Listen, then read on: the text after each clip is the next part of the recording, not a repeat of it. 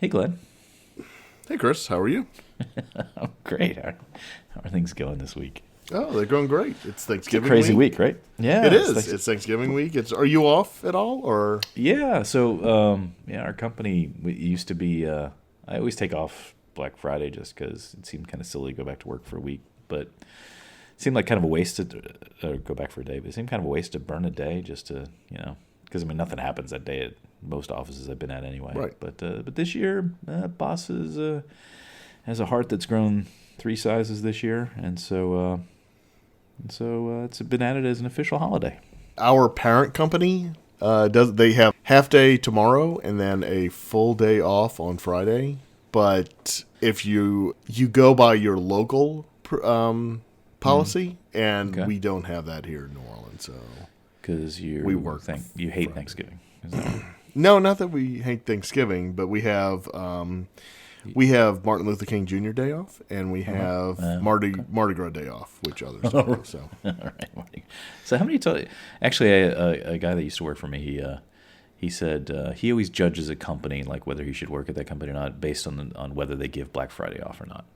Which I thought was kind of a strange test because I didn't think most companies did, but maybe it's a trend that's sweeping the nation. I don't know. I think it is. I mean, it's a Friday. Nothing really happens anyway. I mean, It's kind of a waste if you of try time, to right? do anything, you can't get in touch with people because they're off. Right. It's like Yep. so. Yeah. Okay. So are you taking off though? Are you going to enjoy the? I am not. I am working. What? I'm working tomorrow, and I'm working. You're going to the office. I'm working Friday as well. I You're am going- going into the office. Yeah. Okay. I have Yeah, no here's problem with what I that bet. because nobody's going to be there, and Here- it'll be nice and quiet. I can catch up on work, and Yeah. No, you're going to be editing a podcast. I know that's what you're going to be doing. nope, I'll be doing that tomorrow night before game night. You're not taking that bait. Okay. Yeah. I am not. So Thanksgiving. So do you guys do the traditional? Yeah, we go to my grandmother's Yeah. down the street, and over the whip. we have a big feast with Over the river? Yeah, exactly. With aunts and uncles and cousins, and Oh, nice. we have turkey and mashed potatoes and stuffing and cranberry sauce and green beans and all kinds of stuff. It's really cranberry really good. sauce. Yeah. So cranberry sauce. Is it the Canned. the kind that makes that sound when you yeah? Okay. Good. You're a proper American. But we actually are going to go to Tammy's family's house, literally across the river, Okay. for brunch in the morning. So we're going to go Brunch. there, Oh, and how then fancy. we'll Wait a head minute. 2 back into meals? here. You do 2 Two meals? meals? Yeah. Well, two meals. Yeah. Holy cow. I know. Yeah. What are So we talking about this week? Oh, I got some. Yeah, Go ahead. I got some bad news for you. Uh-oh. Yep, I got some bad news for you. It is time for Emoji Blitz Corner. Emoji No. Blitz. Nope. Yep. I veto that. Nope. Emoji Blitz Corner. I will give you literally 30 seconds to talk about Emoji No, Blitz. come on. This is a big topic. We No. we have listeners who have I said this is their favorite. People their favorite, cannot stand episode, section. listening to us talk about Emoji Emoji Blitz. Blitz. And I'll be honest, I did not play one game this week. What? Oh, this week. Wait a minute. You swore it off though weeks ago. I did not play it Have you this relapsed? week. For a week and a half, I have not played it. I was going to ask you because I haven't played it either. But two data points, or one's kind of a question. So I guess they have the new emoji for the new Disney movie, Moana. Is that what Sure. it's called? Uh-huh. Right. Okay. So obviously you're not collecting those up, but No. it's going to be time for the Christmas ones soon, right? It's Okay. going to be That- probably this weekend. Are you going to jump back in? That's awesome. Well, I have to see what they look like. No. Okay. I know. I work with a fella who said his wife is he's level 32. He said he was Okay. up to, Awesome. Good for him. and no, it's not a competition. I'm just sharing that. No, it And- literally is a competition. well, kind of, but they're not your friends, so it doesn't matter. And his wife was up to level 58. Wow. I'm like, guy, She has no is this life. is this they got like 4 kids and they're constantly Right. and I'm like, is she spending money on that? Like, he's like, no. Well, she tells me no. Yeah, right. I'm like, I don't even know how that's possible. Like, I don't know. Whatever. Anyway, It's not. so that's it. That's all I wanted for Emoji Blitz Corner this week. I'm was actually just back to- on Clash Royale is what I've been Yeah. playing lately. Yeah. All right. I was trying to get you back into Tetris, but I'll get you hooked back. Oh no, I'll play. No, you see, but no. I'm like a not to trivialize it, but I'm like an alcoholic with Tetris. Nice. If I start Okay. playing, like that's it. Like I'm done because I'm obsessed with it. I see. I it never took with me. I don't get the appeal of Tetris. I play it for Really? like 5-10 minutes, and I'm like, okay. Oh no! Oh, You know why? You know why? Because 'Cause and I have it's like this with OCD. any kind of work that I have. I don't like, or video games. I don't like where I feel no progression, and that's the problem I had with Tetris. Is there's no real progression. Like it's not. What? Are You you have to cursing keep- me under your breath over there? No, you have to keep everything clean. What do you mean? It's Oh, really? That's it. But with all the jagged like edges. And Yes. If it's not, man, you are messed up. That's why I can't start playing it again because look, I still have my old Game Boy and my original Tetris from 1990, and every now and then I'll pick it up. Like Megan will be playing or whatever, I'll pick it up. I'll start playing it, and it's like I gotta stop because if I don't, then and it dates back to when my sister and I we used to play it back and forth, and we would compete with each other to see who could clear off the most lines and everything else, and so it just becomes obsessive with me. So I can't. Wow. That's one game. If I start playing it, I'm not going to stop playing it. Really? All these years, I didn't really. I guess I'm not surprised, but I didn't know that. Yeah, the music and everything, man. So, like, what is the first version that you remember playing? Was it like the PC game or what? No, on Game Boy, the one that came with Game Oh, Boy. on the game. Oh. Yeah. Okay. All right. Well, if you like triangulation, I mean, shoot. Great. Tetris. Free then advertisement. You can stay tuned for my pick later. So, Okay. all right. Is that what we're talking about today? We're talking about video games, vintage video games. Hey, man. You just This is like it it's feels on like a Trello it feels like a holiday week. for a Like anything future goes. Episode, video. I'm typing it right now. Wait, what are you doing? What are we doing? You hear me typing? Yeah, what are you typing? I'm typing retro video games as a topic on Trello for a future episode. Okay. Hey, can you put a note in there? The it wasn't really a game. Well, it kind of was. The Walt Disney World Explorer, I think it was. No, that's a separate episode, but that's awesome. Absolutely. Yeah, we'll we talk definitely about that. we got to talk about that. At some Oh point. yeah. All right. God, I love that thing. Oh, of course you did. Everybody did. Everybody did. Do you know they See, had two? Did you know they had two versions of it? No. Yeah, Only man. two versions. They came Why? out with the second version, no an updated version. Yes. Oh, wait a minute. I think they did, but I think the second one wasn't as good as the first one, right? That's correct. Yeah. Okay, I do remember because I remember getting it going. This isn't the same thing. Yeah. So we're gonna cover that. We got an episode. With Yes, we will. that? That's great. I don't know when, but we will. Okay, We have a that's lot good. of topics, and so We really do. We're gonna have to I start want doing to the get to show twice a photography week. before that. Okay, so I right. lied. What? Last week at the end of the episode, I said that we would cover photography all this week, but Disney, being Disney, went ahead and had their D23 destinations Yeah. event, and we'll cover all those topics in a little bit on this episode. But the most important thing that I want to hear about is I want to hear a first-person review of Jingle Bell, Jingle Bam at Disney Hollywood Well, Studios. first of all, you said it wrong. It's Jingle Bell, Jingle Bam. You gotta Okay, do it right. sorry. Come on. Have you not seen the show? Jingle Bell, Jingle Bam. Jingle Bell, Jingle Bam. Even in your notes, you did not capitalize Bam. I did not correctly. because I didn't So- want to be a complete. It's okay. Yeah. I thought you knew what you were doing. But that's okay. I don't. So, Clearly, I don't. Have you, you know, heard this? the first 10 episodes were all kind of nice to each other. Now the animosity will start to people will Right, start to this see is what a Glenn and relationship is Chris really for like. real. That's right. Anyway, yeah, this should be like this is the Chris Goes to Disney corner, right? This should be like theme music for this, like sort of walk music. You know what there really should be? Because it happens so infrequently. No, that's not true. That- Oh, well, hang on. Actually, I was going to say my problem with this, because this is like the third episode now where it's like Chris goes and does something. I'm like, when are you going to go do something so you can do your like, Dude, when I reporter on the go, beat. you know how I go. I go all out, and we rock and roll from morning to night. Oh, you know what we should do? We should do a nightly recap when next time you do your trip. Oh my That's god! what we should do. I need to sleep at some point, man.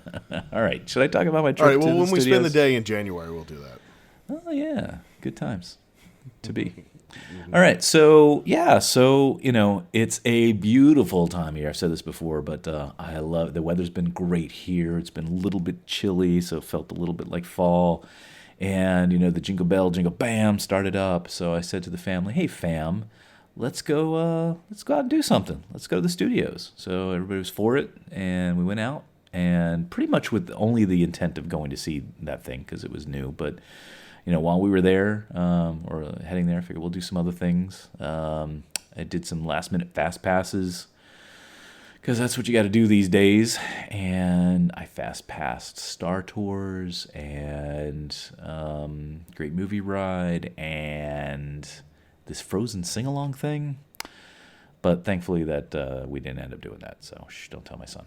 He'd be very disappointed. And so anyway, but I'll talk about Jingle Bell, Jingle Bell. But the most exciting thing for me, and I'm surprised you didn't lead with this, was my older boy, who's 5. He's a little vertically challenged, and so I've been waiting for him to hit the 40-inch requirement for Star Tours because we go to the studios a lot, and I really wanted to go ride this with him.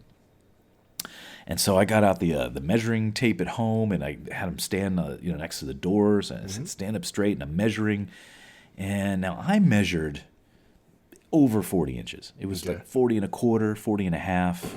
Okay. And so it was close, but I'm like, all right, there's enough. It seemed like there was enough leeway there. So we get the park, that we go to the Star Tours, and I'm kind of prepping him. I'm going, now you have to be a big boy to ride this ride, and you have to be a certain height, and you may not, so we may not be able to go.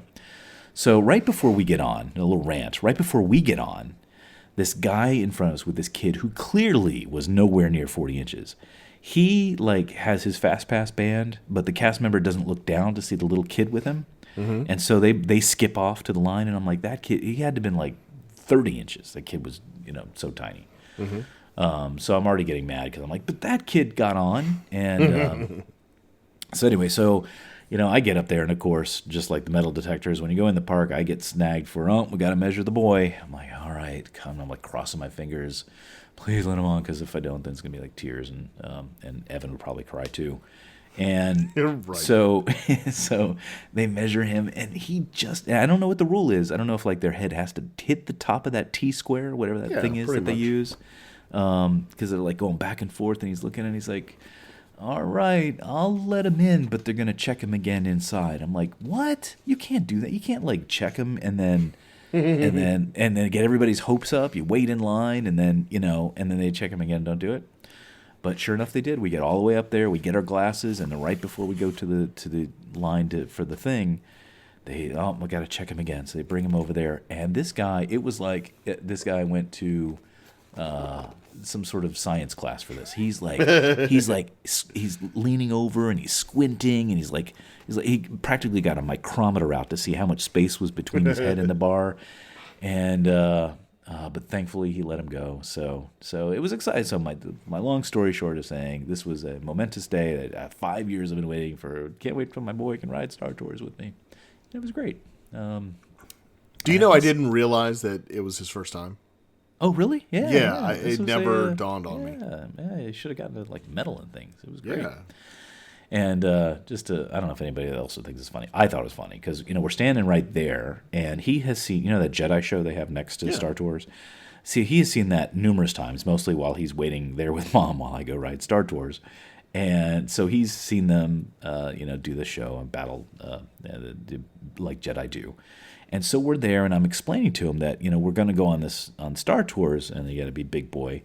And at first he looks like he likes the idea, and then he starts crying, and he's all upset. I'm like, what is the matter? I don't want to go on. I'm like, yes, you do. It's the best thing ever. You're in a spaceship, and, talking him into it. 5 minutes of this goes by, and he finally says, but I don't want to fight Darth Vader.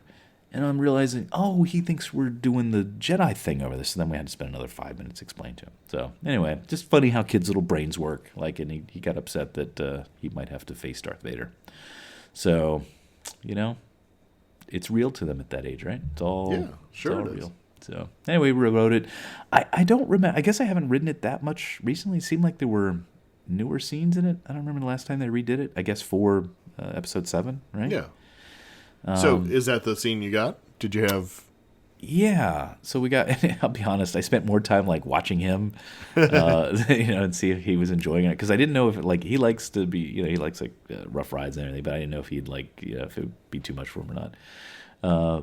But yeah, it was like the BB-8 was in there, and Yeah. through Jakku where we're going through the downed destroyer and all that. So Right. yeah, so I guess I hadn't got. I don't know. I don't remember the last time I rode it. I didn't think it was that long ago. But it was fun. So Star Tours and what else was I gonna say? I was gonna talk about something else. Did y'all go on the Great Movie Ride? We did. And what did the whole Yeah. family? Yeah, the whole family. Okay. I feel like this is a trick question somehow.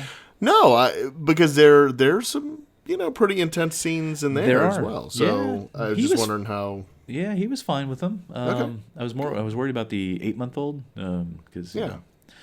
but yeah, they were both fine. Yeah, because and that was another one. I guess I don't remember when they updated it last because there's the whole different narration than the one that's kind Yeah. of stuck in my head. I've probably heard it, but the other one is I've heard so many more times. But yeah, I still like that ride. What else? Oh, we did the Star Wars launch bay thing, launch Yeah. pad, launch bay. Yeah, Launch Bay.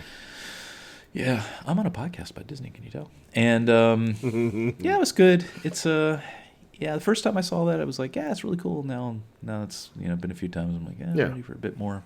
They had a new thing that I hadn't seen before. I don't know what its official name is, but they marched the stormtroopers down the center aisle up to the stage. And it was cool. They run that too often though. I mean, Do they? It was almost like they ran it every hour. I don't think it's quite that much, but it felt like it. Might have been every 90 minutes. It's something they should probably do maybe twice a day, right? But Yeah.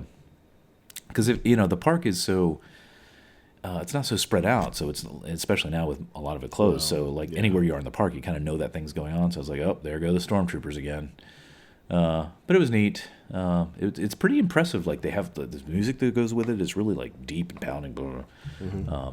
Anyway, so we saw that, and then later we were gonna do Jingle Bell Jingle Bam, which of course I started to panic about. And if anybody heard the episode about the fireworks on my birthday, I was fearing another stressful situation like that.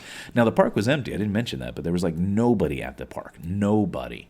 In fact, we went to Backlot Express for dinner, and I think 2 registers were open. That was it, and that place is usually jammed. In fact, I was talking to the cast member there, and she's like, "Yeah, with half the park closed, and yet they haven't reduced the prices. Like nobody's coming." So like, Yeah. okay, so I thought it could go either way because nobody's in the park, but yet if everybody goes to go see the new thing, then it's still going to feel crowded. So Yeah. sure enough, I decided to wing it. We spent more time going to the Christmas shop, buying an ornament and doing other things, and then I kicked myself because I totally forgot about the new pizza thing, Pizza Rizzi, whatever. I'm like, I could have reported back to the show about that, but I forgot about that. Anyway, so we you can cut out all these anyways. So we're winging it. We're probably let's see. The show was going to start at 6:45, and I guess we started heading over there about 20 after. And we got to where the soundstage thing is, whatever that's called these days. And yeah, it was pretty crowded. And so, but we wound our way around, and sure enough, found a little spot that was right in front, and it was great. Awesome. Can't wait to see the pictures. Yeah, it was really fantastic. Well, no pictures because the downside is to having a little kid is that he was on my shoulders the whole time. So, no pictures were done.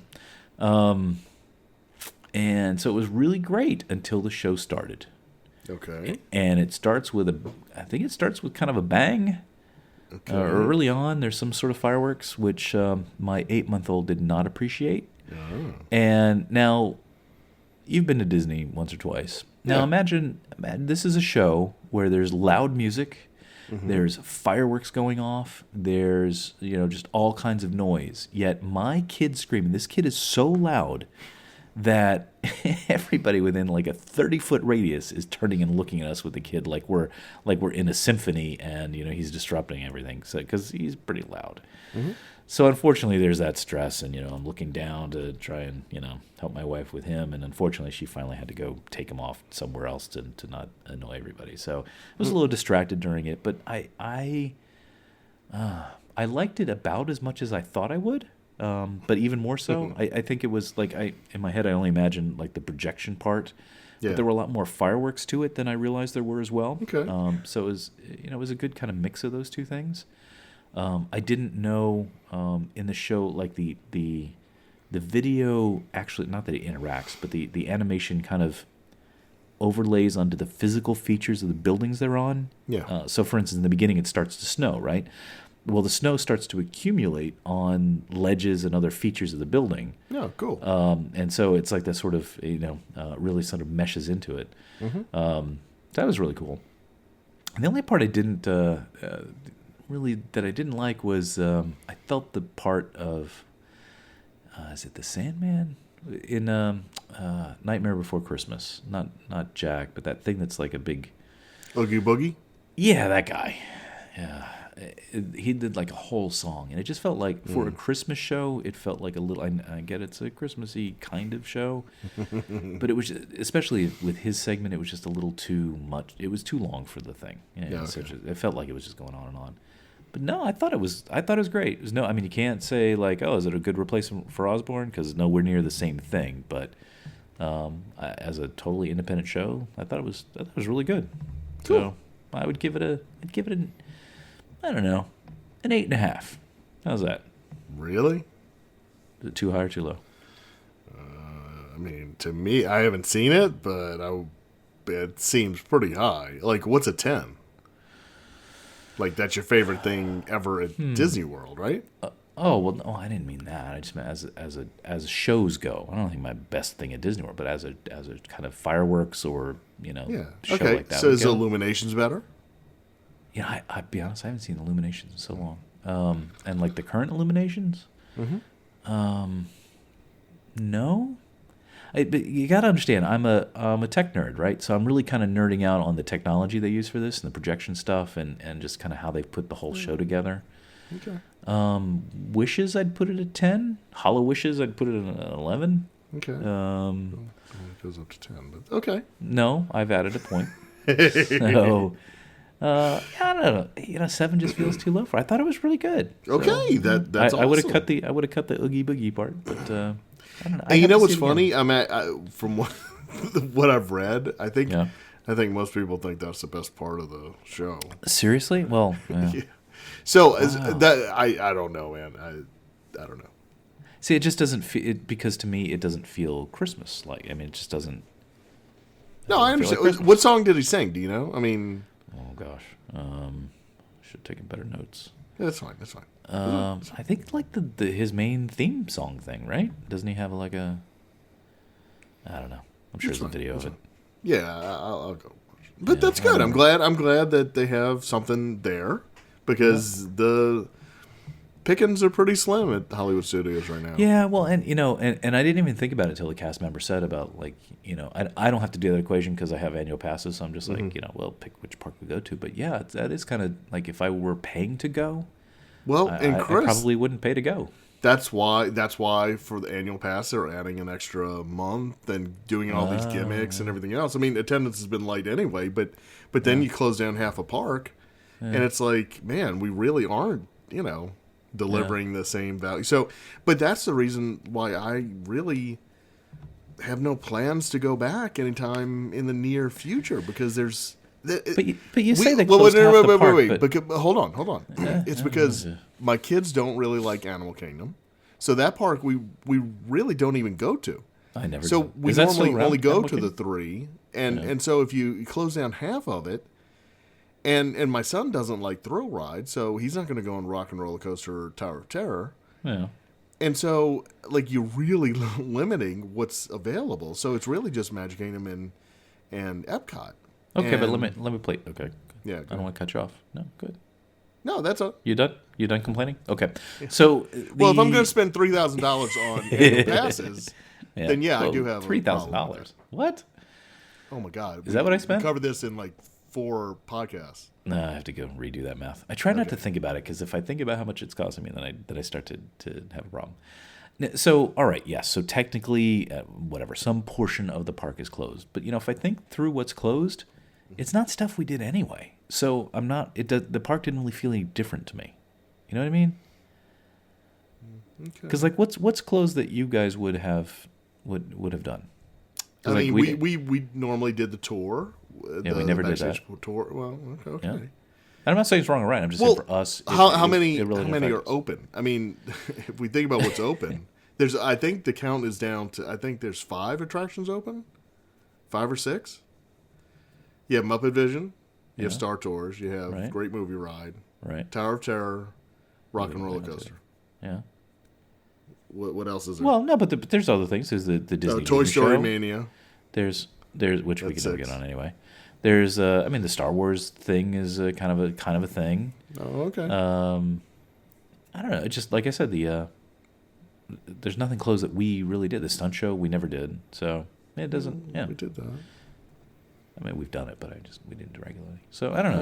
It doesn't feel as. But I could see if I were coming down for a week, I'd probably be like, hey, this whole thing is like we're missing stuff. Yeah. So anyway, but yeah, I like the Jingle Bell Jingle Bam. I thought it was pretty good. Good. I love Prep and Landing anyway. We came home. Yeah, that's a great show, man. We actually came home and I put it on. It's not even Thanksgiving awesome. yet, but we came home. We watched all the not all of the two regular things plus the extras that came with it. So yeah, that's cool. So I liked it. So are you going to go to the see the drones?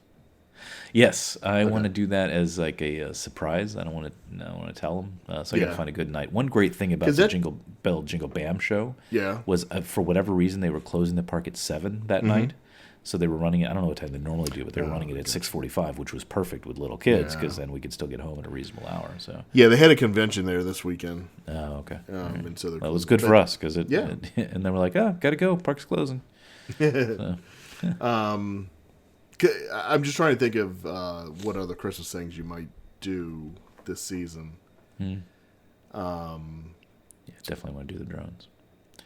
Yeah, the drones, and then Magic Kingdom. I know you're probably not going to do the Very Merry Christmas Party. No, yeah, $240 or whatever it is. I know.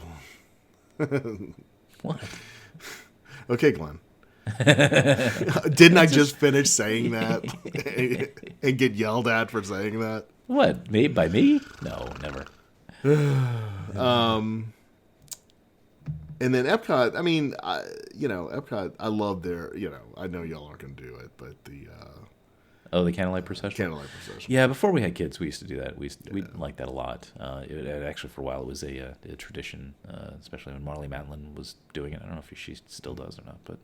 She does it every now. I don't think she's on the schedule for this year, but they have some good people. Do they? I didn't even look yet.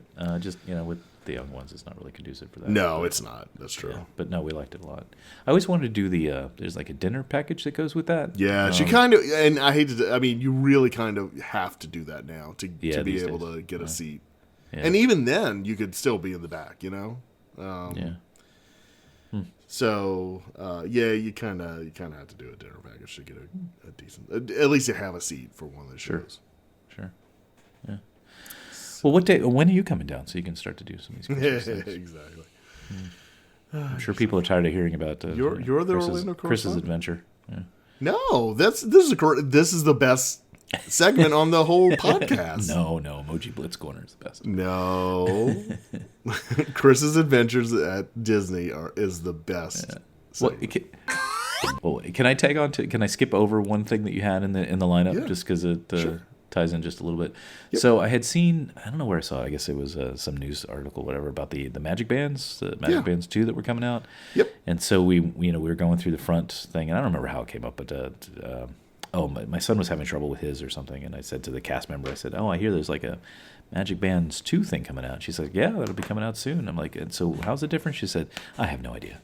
I said, oh, okay. So hopefully they will inform you at some point. But What is the deal with those? They're shaped differently, right? They look a little bit Yeah. more like a watch kind of shape to them. They do. They do. So the whole thing is Disney is trying to smartly save money, right? So the current Magic Bands, and this is, we'll just talk about Magic Bands right now. The current Magic Bands have the RFID chip in it in every single Magic Band, right? Okay. So, and they send those out to everybody, right? If you book a reservation, they send it to you. If you're an annual pass holder, they send it to you and all this. And then if you go to the parks, they have special ones you can buy, right? With the new art and everything We else. bought BB-8. Yep. There you go. And so it has an RFID chip in it. It's a different RFID chip in it. So they have to switch it over from, so there's a lot of Wait, what do you maintenance. mean? What do you mean they have to switch it over? Well, so if it's yours, they have to attach it to your account. So Oh that yeah. Okay. So the idea with the new Magic Bands is that little pebble in the middle. It actually on the back of the Magic Band, you unscrew 2 screws and it pops out. Okay. And so if you want, right, exactly. So you just have that one pebble that's attached to your account. And if you want to personalize one, they'll just take that out and pop it in. And yet still charge you the same $30. Well, that's what that's everybody's waiting to see. Right. What the cost will actually Very be for smart of that. them. It's saving them money. Are they going to pass along that savings to you, the consumer? No. Why would they? And they're also going to offer different like keychains.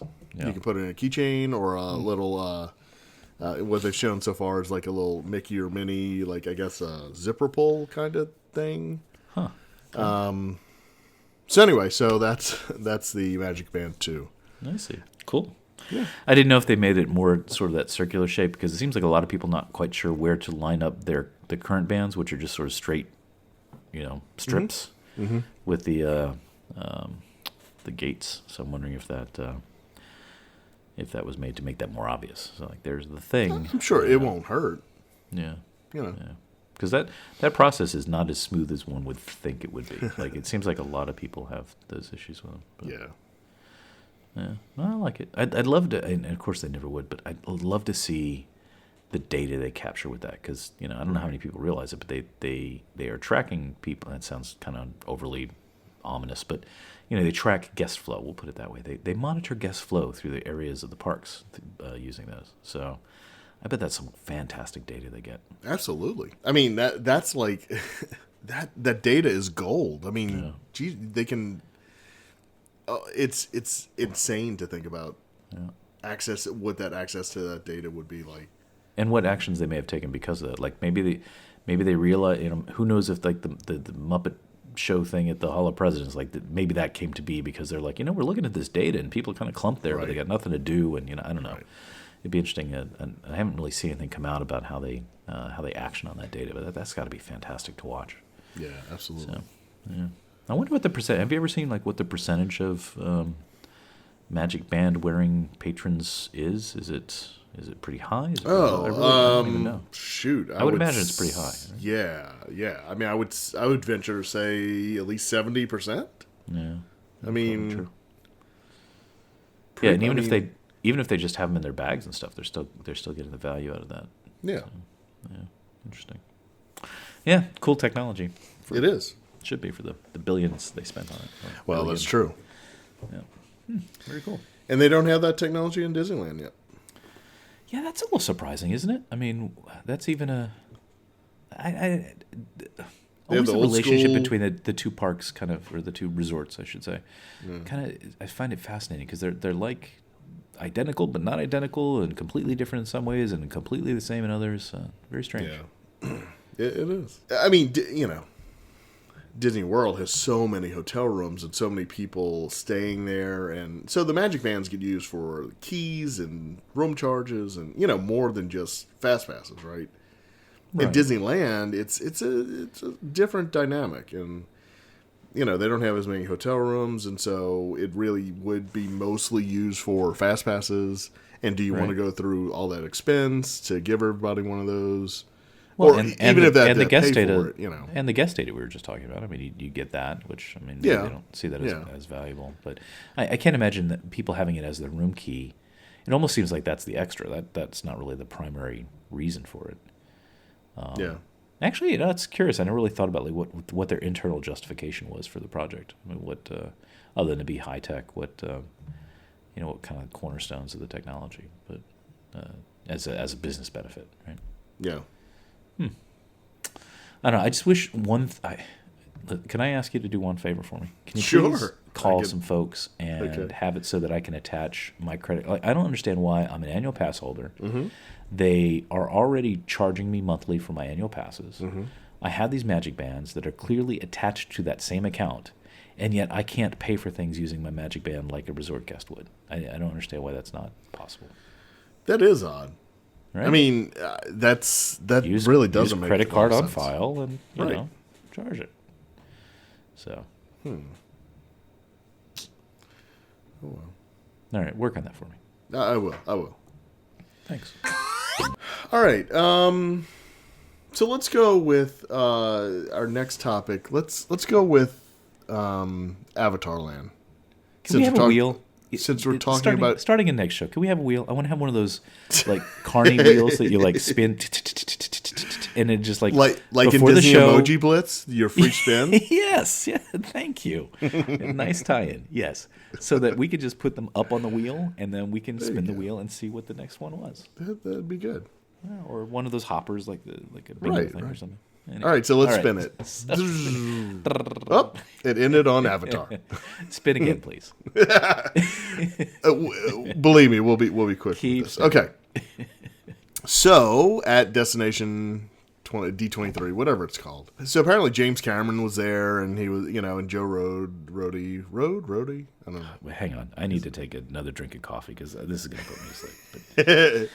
They were there, and they were showing the. Well, they announced that summer 2017, Pandora, the Avatar Land is going to open. The jewelry stores that I see at the mall. Exactly. But the big thing was they showed what is it, like a 15-second video? I mean, it's a very short video, but it's a video of one of the audio animatronics that is going to be in the show.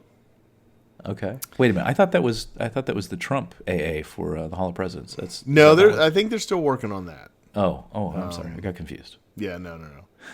So they showed a clip of it working, talking to you, and so I asked you to take a look at it before so that we could have a discussion about what we thought. You did? I did. And I did. So I have no idea what you think of it, and you have no idea what I think of it. So... Oh, don't I? I'll let you go first. Because I know you're the big fan. Where was D23, by the way? It was close to here, wasn't it? Where was it? It was at Disney World. That's what I thought. I don't know where the actual presentations took place, but... Yeah, but that's like I don't really know much about that. It's like a convention thing? Like what, D23 or? I know what D23 is, but like the convention thing, you have to pay so every other year they have the big one in Anaheim, right? Right. And then like every other, so the off years they do like a small one at Disney World, and they just just to keep people quiet and give them something to do, and they make a few announcements. Just shut up and go spend money on this. Right. All right. So you want my opinion of the of the thing? I do. Yeah. So I'm not sure what you're digging for here. So I'm not sure if I'm going to say I the right have thing no. or not, but Look, okay. To give everybody background, I couldn't give a care less about Avatar, and I couldn't give a care less about Avatar Land, and I think it's ridiculous that Disney made this agreement and that they're putting this in. I just think the money and effort could have been better spent on original intellectual property for the parks. I'm fairly negative toward Avatar and Avatar Land. When it opens up, I might go see it, but I have no burning desire to go see it. So that's where I'm coming from. yeah, and I'm still, and I think we actually talked about we were going to do a show on this at one point, but I still am, I am totally flabbergasted that nowhere along the line, because it's been I'm going to pull that on my my hindquarters here, but it's been like a decade since they kind of announced do like Avatar Land, and I'm like, I can't believe in that intervening time, like nobody came to their senses and said, wait a minute, like nobody really cares about Avatar Land. So, let's ditch that theme and go with something that will matter. Like, I can't believe that still made it through all of the planning and all of the meetings. And the only thing I can figure is they just have Cameron has some ironclad contract that they've been stuck with. They have to do this for all this time. So, yeah, I wasn't a fan of the movie. It was okay. I don't know what all the fuss was about. And to me, this is just a complete waste of just the theming of it. Anyway, a complete waste of the talents of the Imagineering team to use this topic. But it's not a Disney movie, and I know that for years and years they had Indiana Jones at Hollywood Studios, they had Star Wars at Hollywood Studios, and they have the Twilight Zone. At but keep in mind it started out as Disney MGM Studios, right? So. Right. It was acknowledged up front. It wasn't just a purely Disney thing. Right? Correct. Right. So I know that me saying that it's not Disney is doesn't carry a lot of weight. But Disney owns so much. Right. They bought up everything. Like they couldn't find anything in their own libraries to do a land on in Animal Kingdom and use the same technology. Or I don't know. Create something new. Like, it doesn't even have to be a take, right? Exactly. I mean, originally this was supposed to be like fantastical animal land, right? Yeah, Beastly Kingdom. Unicorns, correct. Right, Beastly Kingdom, like unicorns and things like that. Like, what was wrong with that idea? Just run with that. That sounded like a really cool thing. Absolutely. I don't get it. I just don't.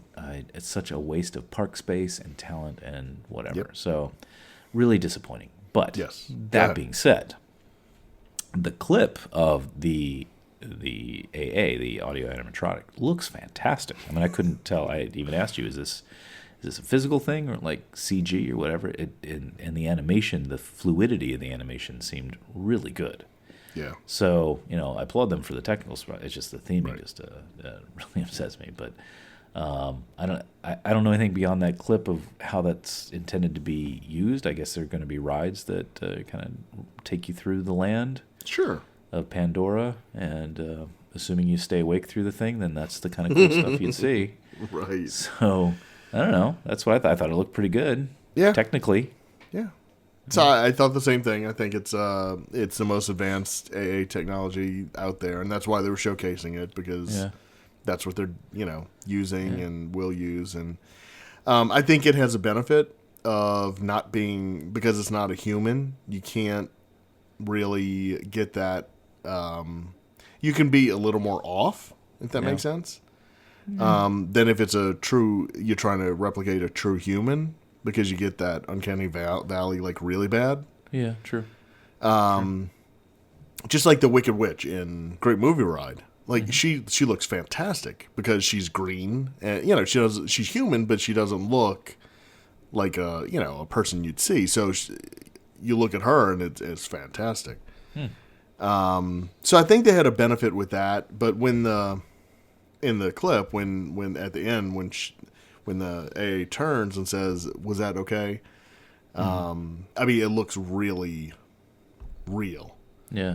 Well, I mean, the technology is really advanced, and I hate to be critical of our friends at Disney, but to be honest, it felt like their animatronic technology really has not kept pace with where robotics has gone in the last 10 years. Yeah. That's kind of a little hobby of mine, and just even the things that you can get at home at a hobby level are just fantastic. And the primarily difference is well, I mean, the animatronics started off as like hydraulically controlled things, which is very precise, right? Right. Now they've updated them since then, but they kind of hit this point where really in the last 20 years, it didn't seem like the technology changed all that much in the rides. They surely didn't. I mean, like the Great Movie Ride, I'm pretty sure those are the same mechanics that have been there the whole time. So it's not bad, but it's not. And same with Hall of Presidents, it's it's okay, but I think the advancements both in the controllers that they have for them, the physical actuators they have, but then I think the most important thing is in motion capture.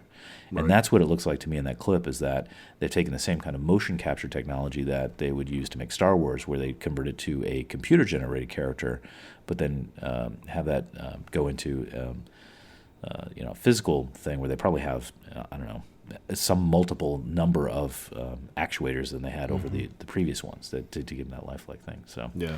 I'd probably go for that just to get off on the technology high of it, but and just ignore the theme. But look cool. Yeah. It did look cool. And it kills me to say that. That's why I wanted to talk about it, because it's like, all right, I acknowledge that that's pretty darn cool, and I'll probably go just to see that. Sure. So anyway, all right. You're growing as a human. So good for you. A little bit. All right, now I'm gonna bring up a topic that I am not pleased with. I'm just gonna start by saying that. Okay. And I don't know how much you know about it, but I'll explain it first. Okay. So starting, I think this weekend, Disney now has Cabanas in the Magic Kingdom. They are in Tomorrowland. They are between Space Mountain and the restrooms where the Skyway loading platform used to be. Yeah. And they are unthemed, white tents that have seats in them and a little mini refrigerator and things like that. No air conditioning. Okay. And sounds pretty miserable. You have the privilege of renting that for $650 a day for up to eight people. Okay. So I think they're just trying it out right now, but from what I've read, they are okay. So these are pretty popular at the water parks, which makes sense, because if you're at the water park and you want to, if you're there for the day and you want a place to kind of, get out of the sun, relax, you've been swimming, sliding, all that. A cabana makes sense, right? They also have them on Castaway Cay. They're popular there. Yep. But it's a similar thing to the water parks. Okay. From what I understand is they have in Star Wars Land, in the plans, they have plans to have themed cabanas there if this test is successful. So that's kind of the background. So I think this is... I've braced myself. I think this is the biggest money grab by the Walt Disney Company that I have ever seen in my life. Wow. It is... they have dessert parties, and you get preferential seating for parades and things like that, or fireworks, or they have, okay, that's okay. These, and they've always had corporate lounges, VIP lounges, especially at Epcot when they had sponsors for every pavilion and things like that. Club 33 is that was Walt's idea, was to have a place to bring the sponsors and have a meal with them and entertain them. So it's not like it's a new thing to have a quote unquote secret place in the theme parks where people could go and be treated like a VIP, or sit down and get out of the heat and get some snacks and things like that. They just opened up a DVC VIP lounge in the Journey to Imagination. Okay. But this is a new level of low. So tell me what bothers you about this exactly, though. Is it? I don't want to lead you in a particular direction, but what is it like? Walk me through a little bit about what bothers you with it, because I'll play devil's advocate a little bit. Go ahead. Like, all right, so what's the problem? I mean, part of the problem with or part of the challenge with the park is it can be exhausting, right? I mean, you got it's and it's certainly, if you're there in the summer, then you just hit a point where you need a break. Now you have with your family, and we did with ours, where especially if you stayed on the monorail line or something, it was kind of easy to get back to. You're like, you know what? Let's take a break in the mid-afternoon, go back to our room, spend some time at the pool, and then come back. So just from a purely humans need a break standpoint, this doesn't sound terrible to me. It sounds like a nice amenity. So what bugs you about it? A couple things. One is it's Disney further defining the have versus the have-nots. There's a trend that they've been having where they continue to offer these exclusive things for obscene amount of money for people who can afford it. I understand, and I said this in one of the earlier podcasts. I understand it's a company. I understand that they're there to make money. It's going to add about $2 million a year to Disney's revenue by having these 8 cabanas in Tomorrowland. But in the grand scheme of things, I'm sorry, but these things. Can I ask you a question? Can you see these from the general? Like, Yes. Are these like very obvious, or do you have to kind of like Yep. go around a corner to get to Nope. them? Or From what I understand, they're very obvious, and they're like I said, they're not themed. They're not yeah, I'm looking at a picture of them now. They're just yeah. like nice. just sitting there. Right? Inside, it looks like there's like a couple of posters up that make a little. Not that it's theming, but they Yeah. something inside. Some little. It literally looks like an IKEA lamp at the top of it or something. But And the magical ferns, the ferns in buckets. That they put around The things ferns, to, right. yeah. But Chris, who? So is this? I'm really gonna push you here. Is this Yeah. just sour grapes because it's at a price point that you would not feel comfortable No. using, so that you feel like you're left out, or like do you think they're doing a broader disservice to their guests here? There's if they were hidden like the VIP lounges, Yeah. like if in Epcot, if they said, okay, now the VIP lounges you can rent, and we're going to divide them up, and you can. I think that's awesome. I think Because I don't know if you thing- know this, but there are VIPs that go through the Magic Kingdom and other parks, and they get all kinds of special treatment, right? They get sure. guides, they pop in and out of the Absolutely. utilidors so that they don't have to wait in lines. They shut down rides sometimes so they let people on. Sure. So I mean, VIPs get VIP treatment, right? Yeah, they do. Absolutely. You're spending money to be in the parks. So admission is not included. You have to pay for your own admission. Who is going to sit there in this little tent, this air conditioned little tent, for any amount of time? Like, what's the purpose? That's what I think I'm not understanding. I'm not getting. Like, why would you? In the water parks and the on Castaway Cay, I understand it. But in the theme parks, I don't get it. If you're a wealthy family, let me just put myself in a. Go ahead. And there's been a lot of money that's come into Orlando recently from South American general places, right? I mean, there are families that have more money than it seems obvious at first, right? I mean, it seems way out of the median of families have. So let's say that I'm a family of means, and just to be stereotypical, I'm dad, and my family wants to go spend the day at the Magic Kingdom, but I have no interest in going on roller coasters and whatever, because that's just not my thing. But we've got friends of ours, and we say, yeah, why don't you come out? We're gonna get a cabana for the day. It's gonna be a whole day event. We're gonna hit it up, but that way I don't have to get brutalized by the Florida heat and stand in lines and all that. I've got a place we can still kind of be together. Hey, kids, come back here. Let's meet at noon, because then we have our priority reservations for our lunch thing. Blah blah blah. I mean, if you have the money, Yeah. Okay. and if you're spending $10,000 on a family vacation, Yeah. it's another $700. Right. Yeah. I think the biggest issue for me is, and I know I hope it's going to change, but it's just that they're freaking tents.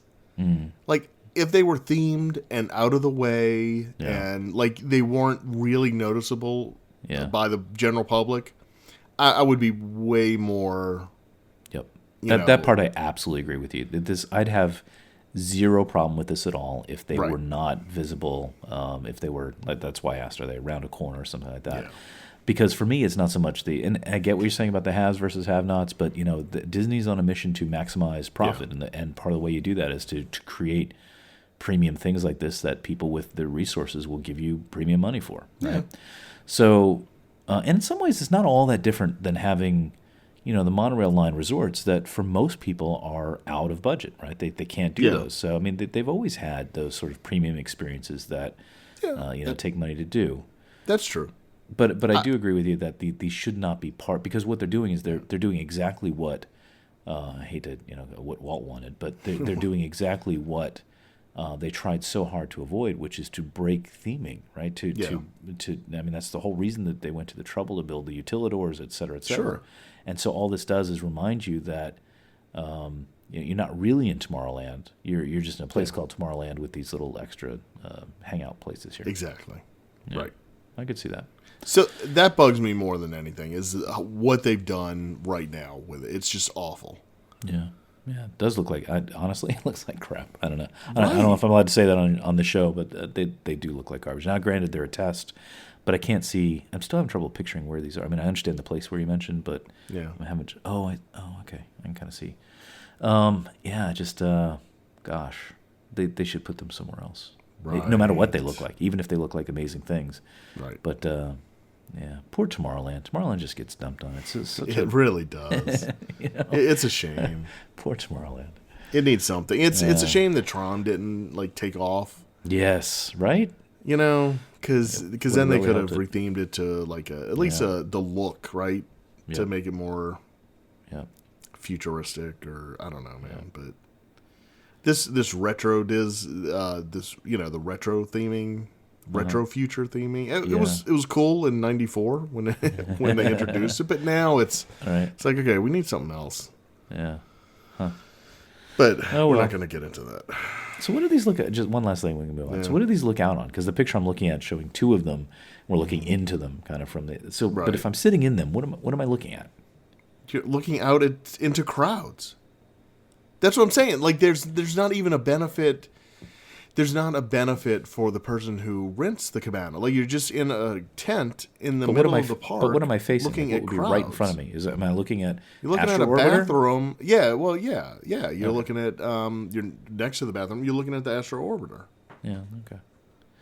Yeah, I get it. I mean, I don't know. It's kind of the only thing I've done even close to this is one time I went to an air show, and it certainly wasn't $700, but for probably 3 times the ticket price, you could do VIP seating, which was under a tent like this, but it was it was a tent for everybody, right? So it was a big long thing for a couple hundred people. And it was worth it because it was nice. It was a better experience, right? We were sheltered from the sun. They had drinks there. You could hydrate with whatever. So I mean, I kind of get the idea of it. Well, I mean, even for like Mardi Gras, you can buy tickets to be in stands, so you don't have to stand with the crowds on the streets. I mean, I understand the concept. I understand the having these type of things for. And like I said, for the water parks and for the cruise line, I understand it. It makes sense because you're in a bathing suit and you want to just sit down somewhere, get out of the sun, but you're looking out over the pool and Right. But for this, you're literally in the middle of the park and you're looking out into the crowds, and the crowds can look into your tent. Yeah, but see, people would like that. It's not your hotel room. I mean, you're not going to be getting changed in there. I know, but man, but people will love that. I mean, think about it. Forget the money for a second. Pretend you could afford this, right? Pretend, and you could. I mean, if you really wanted to, you could say, we're going to splurge, because you think about it. This is maybe 1.5 nights stay at a hotel at a premium resort. Probably no. I'm sorry. Depending on which one, it's probably a night stay, right? Yeah. Well. So no. no. I mean, I don't know. Well, for some of them, anyway. If So for instance, like there are concierge level rooms, right, which are significantly more expensive than regular, right? That probably equal what these are for a day. Yeah.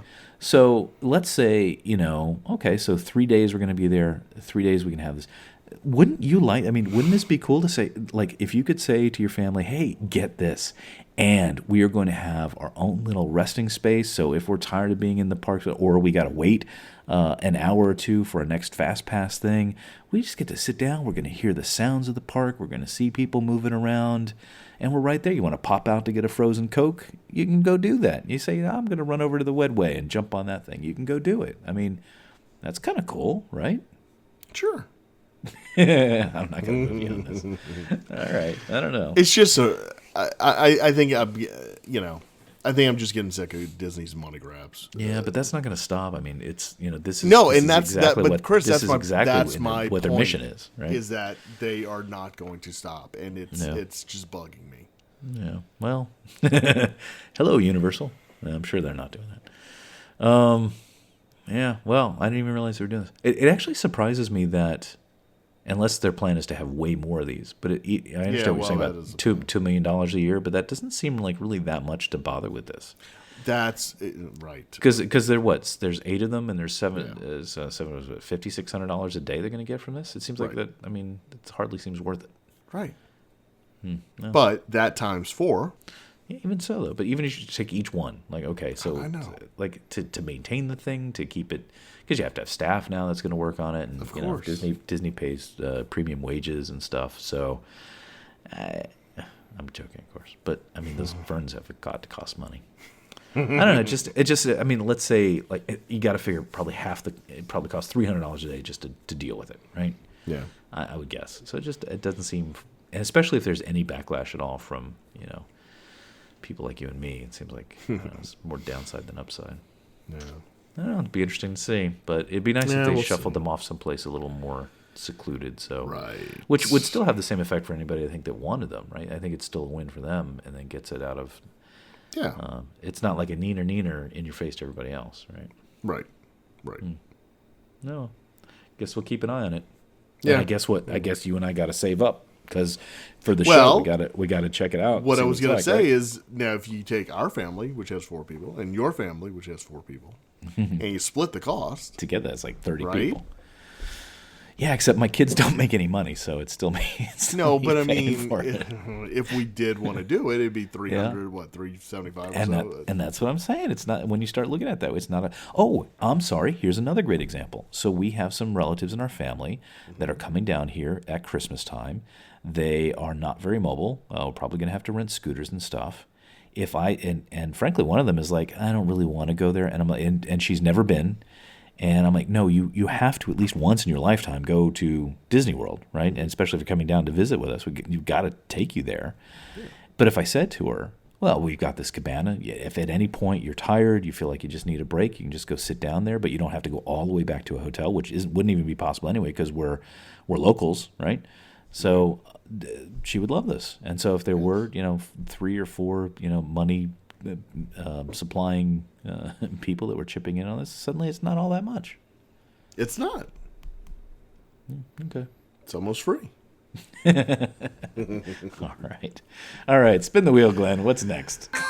Do you have a charity pick for the week? I do, and I'm gonna, I'm trying to keep these things a how little. you keep coming up with these. Because you know why, Glenn? Because there's lots of people in the world. Caring person. You say that mocking, but there are lots of people in the world that need lots of help. And I know everyone's been great. And luckily, we are, in a society that cares about that, and more than wants to help, anything. so. Oh boy, never again will we do this Thanksgiving week. So, all right, let me ask you. So anyway, I appreciate you giving me the time to do this. I hope these don't come across preachy to anybody. These are simply informational. I'm not a beat up anybody in their head that they should be doing anything. They're just sort of put them out there. If anybody learns anything from it, they want to participate in something great. So I'll try to keep it short. But let me ask you a question. I've been to your house. You got a lot of crap. Yes. I'm sure at some point your wife says to you, Glenn, you got too much crap. You got to get rid of some crap. Yes. What do you do with that crap, Glenn? Let's say it's stuff that's, it's not collectibles. It's not stuff you'd sell on eBay. What do you do with that stuff? I mean, I don't want to throw this away because this is perfectly usable. So I don't want to just put it in a landfill. But I can't. I'm not using it. I'm not getting benefit of it. It's just taking room in my house. Most of the time, we give to Goodwill, just because they seem like one of the biggest organizations that collect up this kind of stuff. Mm-hmm. And I should underscore these things. I pick these charities based on a lot of my own personal experience with them. I don't really look for or get into whatever any sort of the general consensus is about whether they're poorly run or not, or for the right reasons or not. But on its surface anyway, it seems like Goodwill does it ticks off a few boxes for me for a charity. As Goodwill says, their main effort or initiative is getting people to work. Trying to remember their there we go. So helping people in need reach their full potential through learning and the power of work. So it's not about handouts, right? It's about giving people jobs. And I got an eye opener once when I was taking stuff to a Goodwill station, and I was dumping off a lot of things, and the woman working there looked very exasperated because a lot of people had done the same, and I said, boy, they really need to get you some work here. And she said, well, you can volunteer. You don't have to just give stuff. You can volunteer time to help sort and do all that thing. So I never considered that. So anyway, they do a lot of good stuff. They get people to work. And if nothing else, they through their stores and outlets, they make sure that stuff that you no longer use can be used by other people. You made a great case for it. Man, you're really bored by my list. That was Anyway, one last thing I want to say about Goodwill that I think is a neat little Easter egg, if you will. Look at their logo sometime. They have a fascinating logo, I think, anyway, for anybody who's sort of into logos and typography and how things are made. It's kind of That's interesting. not me at all. No, not you. So anyway, check that out. Goodwill.org. Spin the wheel, Glenn. All right, next up. So at the D23 event, the head of Disney Parks chairman, Bob Chapek, sure, announced that Epcot was the next park to receive a quote-unquote major transformation. I'm sure they're going to put it back to its former glory, right? Chapek mentioned that the expansion would be Disney, but would also stay true to the inspiration for the original Epcot. Okay, I'm listening. And that's it. That's all. That's all you got for me. Okay. So they left it way wide open. So I don't know for it, or I hate the idea. Yeah, exactly. So I guess it will, in the years to come, because obviously right now they're not going to do anything while Hollywood Studios is half closed. Right. Once they're in the building process, that the Imagineers are freed up to work on the next planning project, right? Planning the project.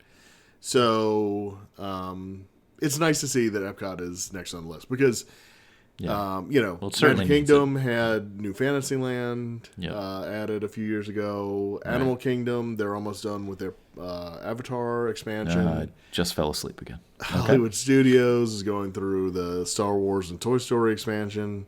Yeah. So now it looks like it's finally going to be Epcot's turn, and man, it could either be really cool or really awful. So I look at it this way though. No matter what, we're going to get some show material out of it. So that's right. That's right. So yay for us and our so that's cool.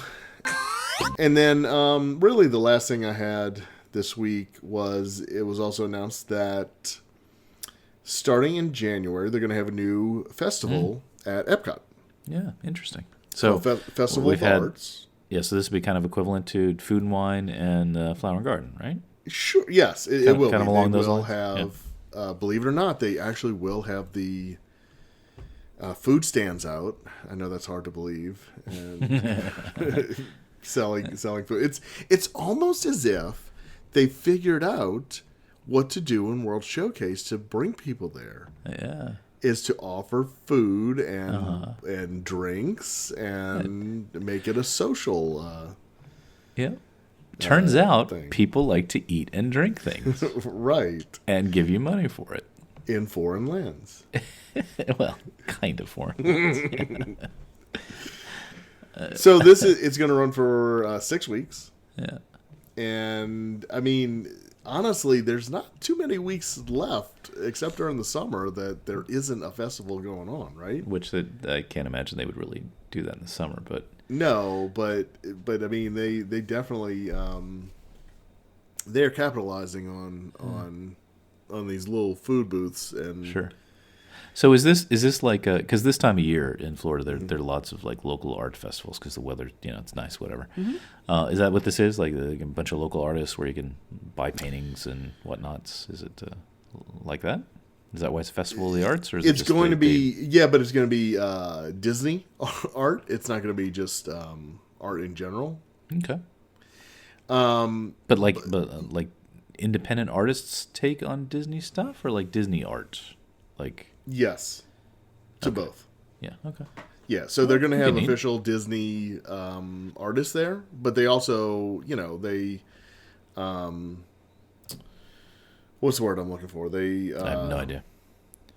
Not contract, but they promote? No. It's oh my god, I feel like such an idiot, which I am. You're still upset about the Cabanas. That's why. Oh my god, you don't even know. I just booked mine. Did I tell you? That's the greatest.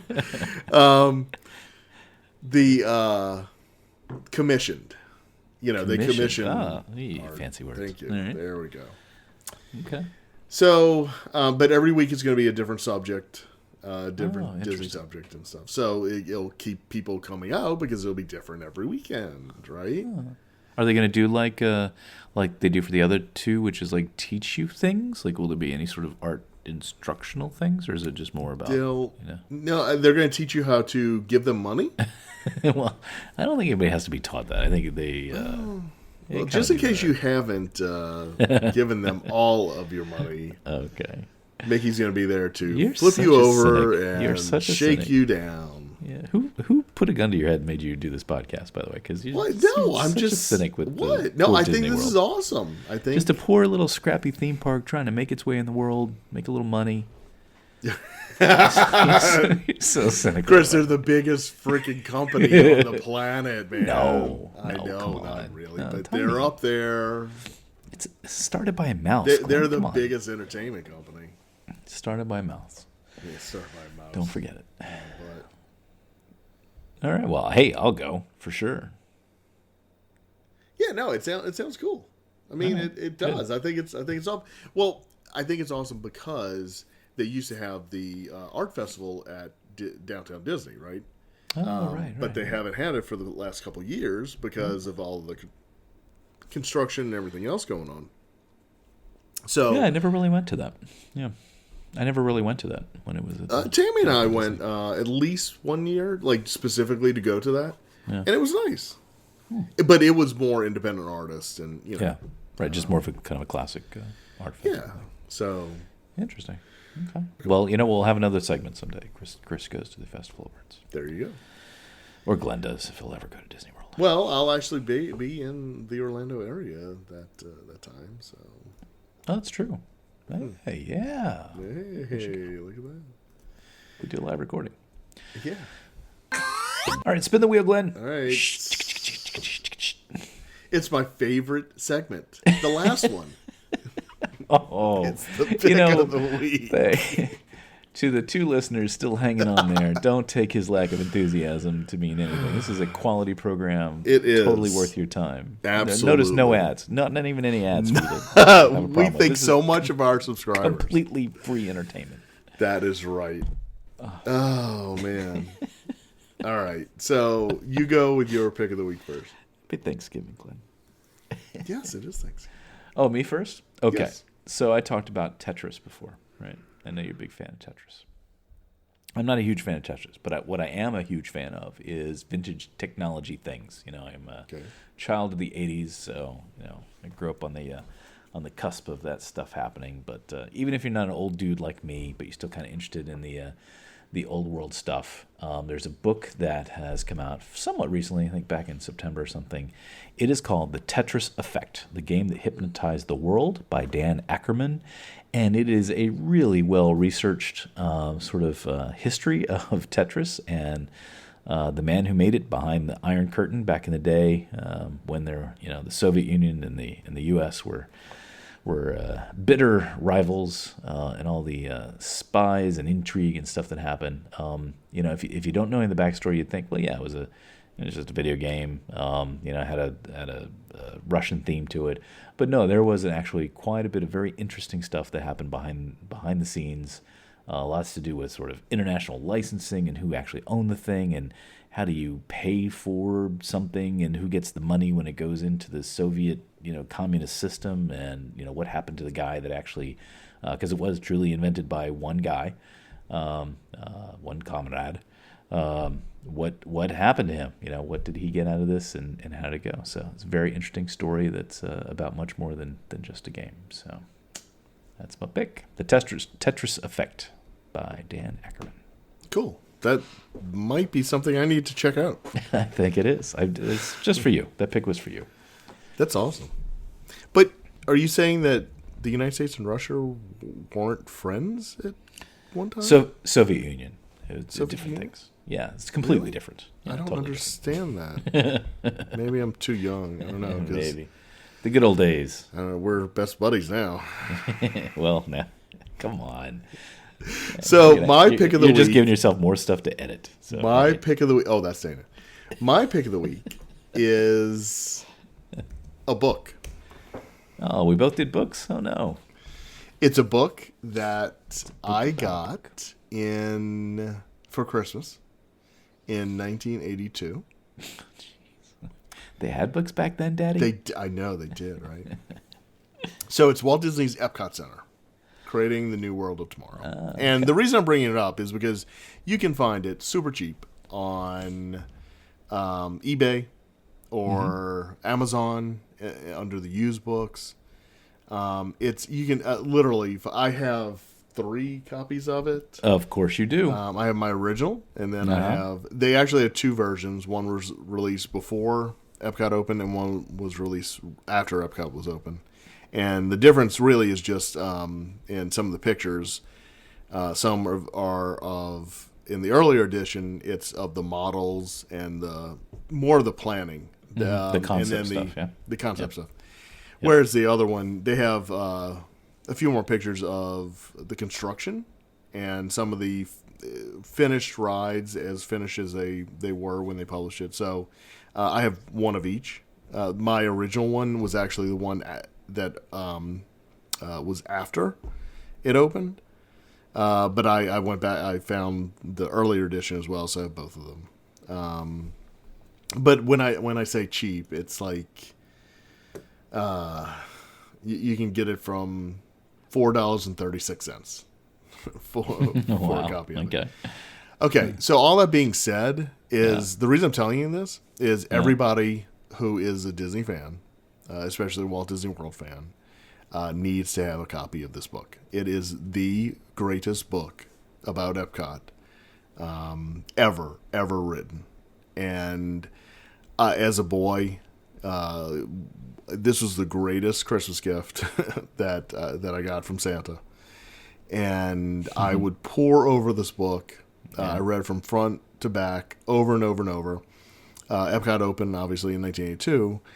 My first trip to Epcot wasn't until 1985. Wow. So you had a lot of time to obsess So there were over 3 this, exactly. There were 3 years there that, and here in New Orleans we had the 1984 World's Fair. So that intensified my desire to get to Epcot as soon as possible. Sure. So I pored over this book. The art in it is just gorgeous. There are fold-outs of, especially for like the American Adventure. There's the art that's in the actual presentation is in the book. It's just a beautiful book, and it's especially reading it now. You read it from the perspective of what they were trying to accomplish with Epcot and the their hopes of building a park that would entertain and educate at the same time. Yep. So it is a wonderful book. It's coffee table size. It's a pretty large book, but it's definitely worth having, and I recommend everybody get this book and look through it. It's awesome. Very cool. Nice pick. Yeah. That's the Epcot I want to go to. Yeah, well, all you got to do is make a time machine, my friend, and make it a 2-seater, and let's go. Yeah, I know. All right, don't finish on a down note. Come on, No, it's Thanksgiving. absolutely. No, Let's sing a Thanksgiving song. Ready? Okay. Yes, I'm ready. Go ahead. I'll sing with you. I don't know. I realized yesterday there's no Thanksgiving songs, right? There's not. No, I don't think so. Is it? Something about pilgrims and bringing the measles to the Native Americans. Yeah. Something like that. No. I realized it because they had like a thing at my kid's school, and they sang songs, but they were all to the tune of like other things, like the Pilgrims Go Marching In, da da da da. Literally, that's the song we did. So I'm like, there must not be any Thanksgiving music. That's awesome. Sorry, turkeys. So there's no music for refugees coming to America and killing off the native people? Surprisingly not. I think it's called our national anthem. I think There's that is covers that it? Really? That's never happened since then? No. No, never. That's so weird.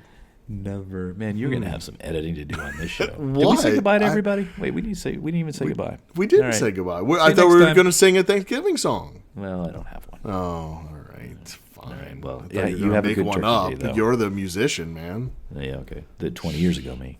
30 years ago. Ooh, that's a segment we need. Chris plays guitar. That's exactly what we need. Glenn makes a spreadsheet. Yay! That would be awesome.